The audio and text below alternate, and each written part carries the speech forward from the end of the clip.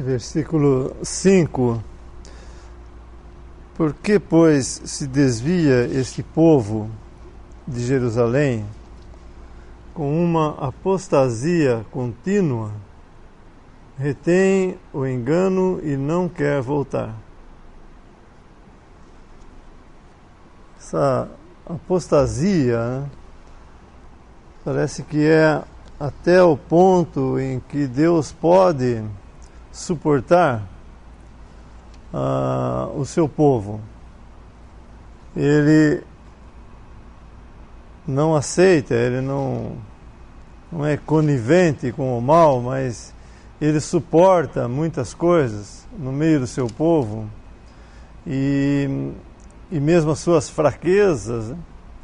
E ele envia seus profetas, falando desse povo de Israel, envia seus profetas, madrugando, falando, chorando, lamentando, mostrando na própria vida deles mesmos, dos próprios profetas, né, exemplos para que eles se arrependam e tornem.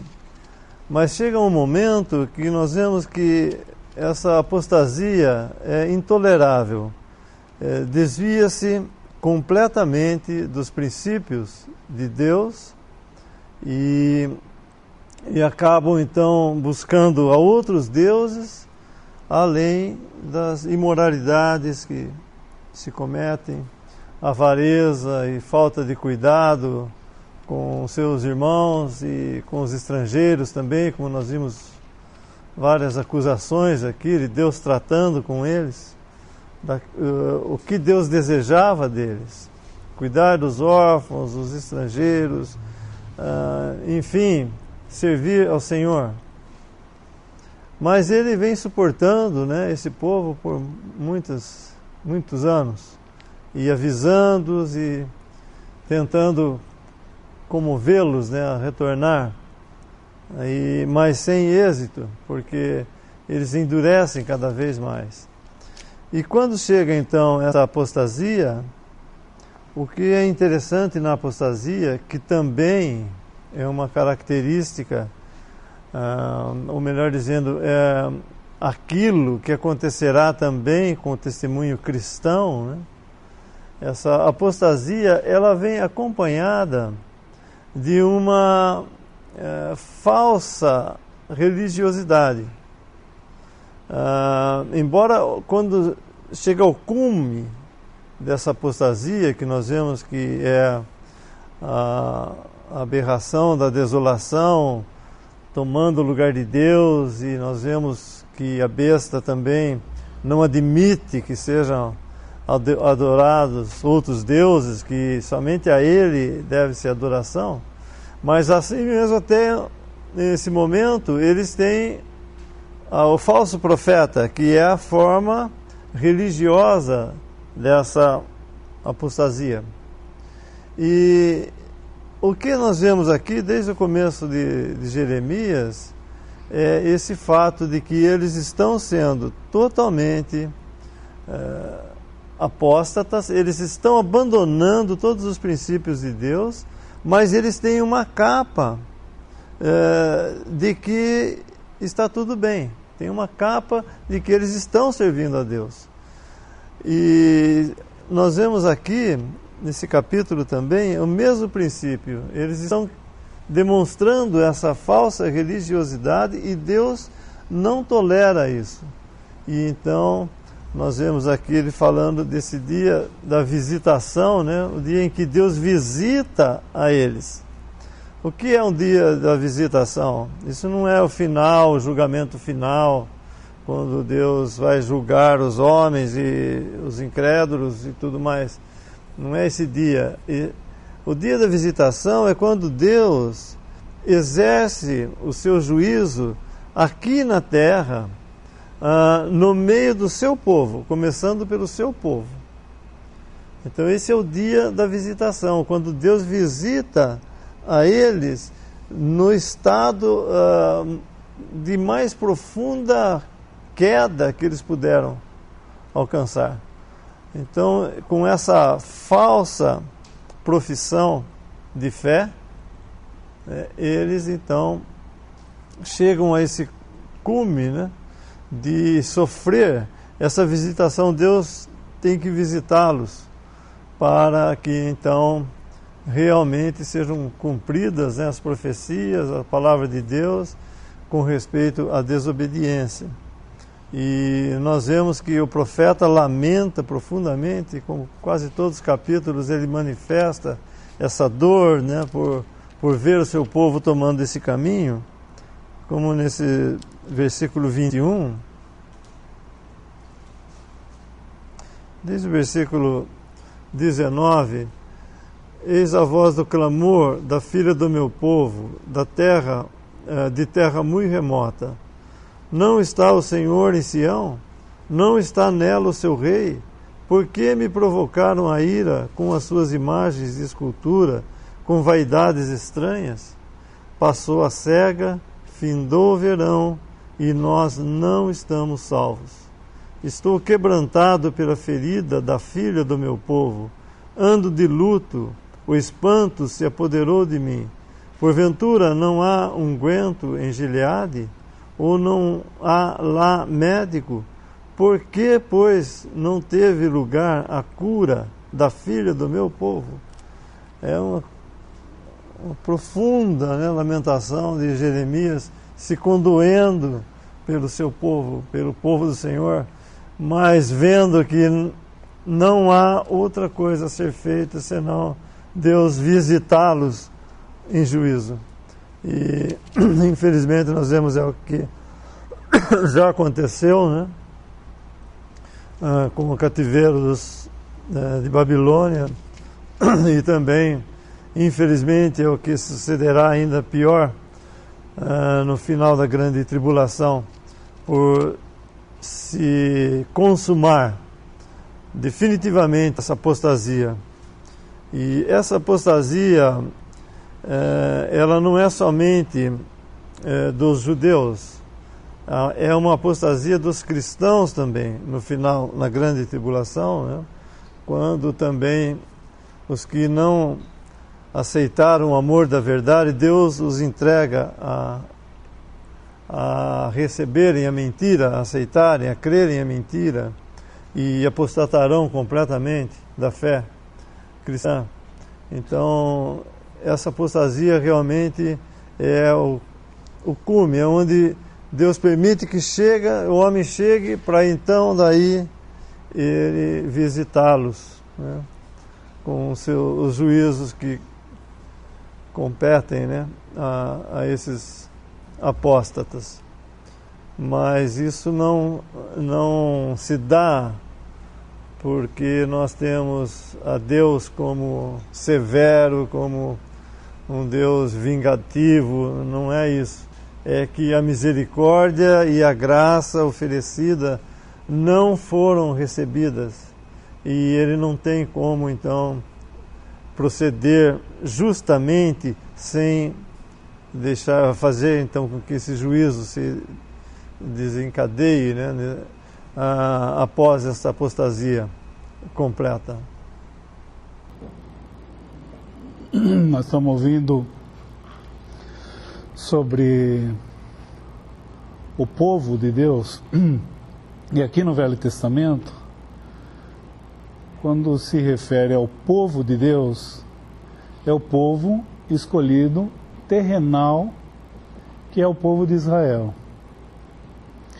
Então, povo terrenal de Deus, quando nós estamos lendo o Velho Testamento, nós temos que ter nítido diante de nós que isso está diretamente ligado, endereçada ao povo escolhido de Deus, o povo de Israel. Velho Testamento, Antigo Testamento, Israel. Novo Testamento, ainda algumas partes falando dos judeus, mas para a igreja, que já é o povo celestial de Deus, nós vemos mais nas cartas escritas. E essa revelação da igreja, algo que estava oculto no Velho Testamento, no Antigo Testamento, foi revelado então ao apóstolo chamado Paulo, que são coisas distintas. E Jeremias então é um dos assim chamado 4 maiores profetas, Isaías, Jeremias, Ezequiel, Daniel. Depois nós temos os 12 assim chamados menores profetas, depois deles, antes de iniciar o Novo Testamento. Então agora nós estamos vendo Jeremias, que está profetizando para um período em que ele estava vivendo nos dias do rei Josias, um dos reis que era de Judá. Judá, o que compreendia? As 2 tribos, Judá e Benjamim. Das 12 tribos de Israel, depois que houve uma divisão após a morte de Salomão, filho de Davi, essa divisão, 10 tribos foram e se separaram, e eles tinham outro lugar, estabeleceram outros lugares de adoração, inclusive, partiram para a idolatria e eram encabeçadas pela tribo de Efraim. Muitas vezes nós vemos no Velho Testamento o nome Efraim, Deus falando com Efraim, mas não é somente a tribo de Efraim, mas sim as 10 tribos. Às vezes é chamado de Israel, e às vezes é chamado Reino do Norte também. Mas Jeremias, ele está exercendo o seu ministério de profeta nos dias do rei Josias, que era rei de Judá. Depois ele ainda profetizou nos dias de Jeoaquim, que era filho de Josias, rei de Judá, até o fim do ano 10º de Zedequias, filho de Josias, rei de Judá, até que Jerusalém foi levada em cativeiro no 5º mês. Então, antes de ser levada ao cativeiro, Judá, essas 2 tribos, Judá e Benjamim, esse Jeremias profetizou, esse profeta, profetizou nesse período dos reis. A profecia em si, ela é cumprida num determinado momento, mas ainda ela vai ser cumprida também num futuro.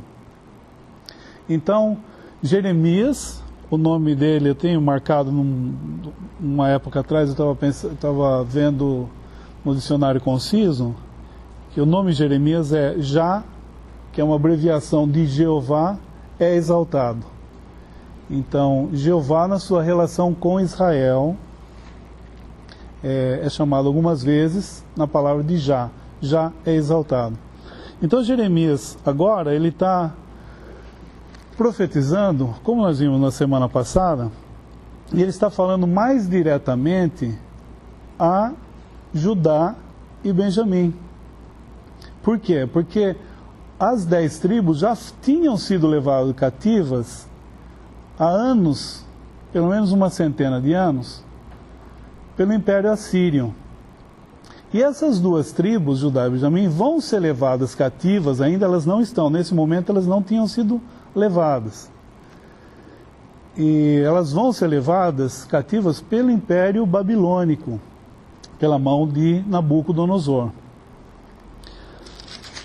No capítulo anterior, uma das coisas que chamou a atenção, e é um princípio para nós da mesma maneira, é que Deus requer obediência e não sacrifício. Porque no capítulo 7 ele fala, versículo 21, 7, 21.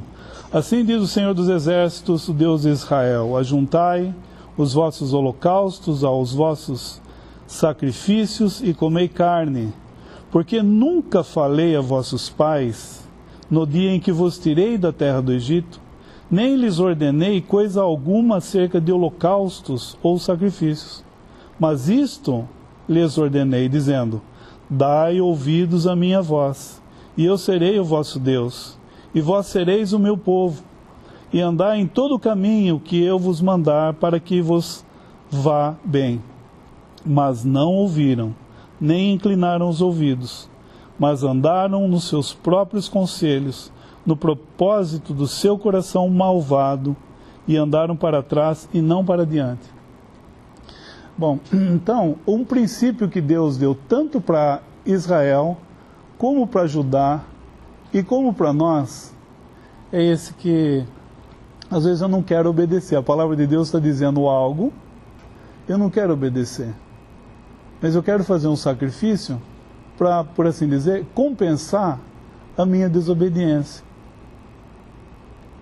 Então, Deus exige, requer obediência e não sacrifício. E outra característica que nós vimos na semana passada é que Judá, mesmo tendo o exemplo dos seus irmãos, as 10 tribos, quando eles caíram na idolatria, eles não aprenderam com o erro desses seus irmãos, das 10 tribos. Eles vão cometer os mesmos erros. Então isso também, como foi falado a semana passada, assim, o fato de nós conhecermos algo dos pensamentos de Deus não nos imuniza, não significa que nós não vamos andar nos nossos próprios caminhos. Então, o fato de nós conhecermos a história, por exemplo, da igreja, não significa que nós não vamos cometer os mesmos erros que a igreja cometeu no passado, que os irmãos cometeram no passado. Então, isso também é uma exortação. Agora, no versículo 28 do capítulo 7, que foi enfatizado também a semana passada, é que quando Deus dá o ensinamento, eles deveriam reconhecer e se arrepender, deixar aquilo e se arrepender. Versículo 28, capítulo 7, versículo 28. E lhes dirás, uma gente é esta que não dá ouvidos à voz do Senhor seu Deus, e não aceita a correção. Já pereceu a verdade e se arrancou da sua boca. Então eles vão ter o conhecimento, mas eles não vão aceitar a correção de Deus. Não resta mais nada a Deus fazer senão o juízo, o julgamento. E vai ser através do juízo, um juízo terrível que virá sobre. Aqui nesse momento já houve, mas um julgamento terrível que virá sobre a casa de Israel também, é que eles vão olhar para cima. Então Deus vai usar desse meio, desse expediente, do juízo, para fazer com que eles, um remanescente, olhem para o céu. E vai julgar tanto as 10 tribos como as 2 tribos também. No início do capítulo 8, então, ele vem falando, versículo 1, naquele tempo diz o Senhor, tirarão os ossos dos reis de Judá e os ossos dos seus príncipes e os ossos dos sacerdotes e os ossos dos profetas e os ossos dos habitantes de Jerusalém para fora das suas sepulturas. Ou seja, eles vão ser profanados, porque havia um lugar onde sepultavam os reis, era um lugar muito sagrado para eles. O que vai ser feito? Dentre uma das coisas que serão feitas nesse juízo, os ossos deles vão ser expostos, versículo 2, expô-los-ão ao sol e à lua e a todo o exército do céu, a quem tinham amado e a quem tinham servido, e após quem tinham ido, e a quem tinham buscado, e diante de quem se tinham prostrado. Não serão recolhidos, nem sepultados, serão como esterco sobre a face da terra. E escolher-se-á antes a morte do que a vida de todo o resto dos que restarem desta raça maligna, que ficar nos lugares onde os lancei, diz o Senhor dos Exércitos. Então, vai haver esse julgamento, e esses ossos, essas sepulturas serão profanadas também. Uma coisa que chama a atenção, além dessa apostasia que o irmão mencionou, é que o versículo 7, a comparação que é feita aqui, ele fala a respeito das aves, observam a vinda do tempo, ou a arribação, como é chamado aqui, mas o povo não. Versículo 7 fala assim, até a cegonha no céu conhece os seus tempos determinados, E a rola, e o grou, e a andorinha observam o tempo da sua arribação, ou da sua vinda. Mas o meu povo não conhece o juízo do Senhor. Então, apesar de tudo o que está acontecendo e das coisas que acontecerão com eles, eles não reconhecerão o juízo do Senhor. Outro princípio nós vemos que o temor do Senhor é o princípio da sabedoria. E aqui, como foi falado, naquela aparência de que eles estavam fazendo tudo certo, ou andando nós vimos no capítulo 6, aquela hipocrisia, de uma maneira rebeliosa, eles andavam como tendo, e realmente eles tinham os oráculos de Deus, e como se eles estivessem numa posição intocável. Versículo 8 fala assim: como, pois, dizeis, nós somos sábios, e a lei do Senhor está conosco? Eis que em vão tem trabalhado a falsa pena dos escribas. Os escribas eram aqueles que escreviam a lei do Senhor. Os sábios foram envergonhados, e os escribas conheciam a lei do Senhor, e ensinavam também. Os sábios foram envergonhados, foram espantados e presos.